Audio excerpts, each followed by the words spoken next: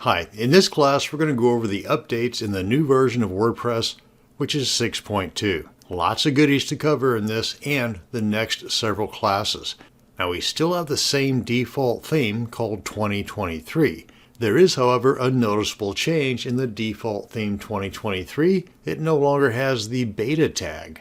So I've already installed WordPress 6.2. Whenever we activate the 2023 theme, you can see that it no longer has the beta tag there, which means it's way more stable now than it was prior to removing of the beta tag. Now I'm getting ahead of myself because I do need to mention, as I always do whenever these updates come out, to hold off on doing the major updates for at least a few days after it's released. But of course, the minor updates need to be updated immediately whenever they are released because of the security concerns. Now, whenever you are ready to do the update, whether it's the major ones or the minor ones, always do a fresh, full backup of both your files and database before you do the update. Okay, let's have a look at what you're going to see whenever you complete your update to the 6.2 version of WordPress. And as with all major updates to WordPress, you're going to find an overview of the changes and updates in the admin's About page after you've updated to 6.2. You'll get a screen that looks similar to this. And if for some reason you've already gotten out of this page and you want to go back to it, the URL is your domain name /wp-admin/about.php. And it's here you're going to find an overview of a majority of the updates in version 6.2 of WordPress. Now, many of these features I'm going to be covering in their own classes, so definitely check those out. But we've got what's called the browse mode, and they did have the navigation in here as well, but that was removed at the last minute. Not to worry, hopefully they'll have that in upcoming releases this year. But there are some changes and major improvements, in my opinion, to the navigation menu. And again, we'll cover that in its own class.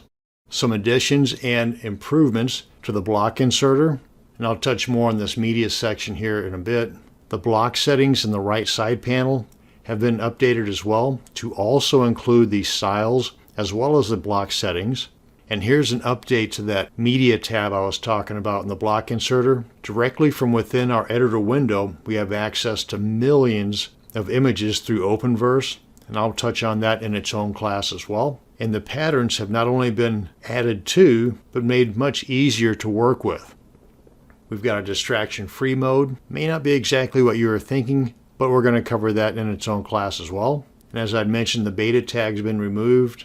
We've got a new style book, and you can copy and paste styles, and you can even add custom CSS to your blocks now as well. Sticky positioning, importing of widgets, and even local fonts now all are major improvements, not just to the design possibilities, but also to the speed and overall security of your WordPress sites with version 6.2. And at the very bottom, we've got the field guide for the latest version, this being 6.2. And if you want to take a deeper dive for all of you developers out there, you can get more of a behind-the-scenes look with the WordPress 6.2 release notes. So once you have waited a few days, got your backups out of the way, and have finally installed 6.2, be sure to scroll through this About page and get a glimpse of what you're about to learn in the upcoming classes. Well, that's going to bring us to the end of this class on an introduction to the What's New in WordPress 6.2 mini-series. Thanks for checking it out, and you have a great day.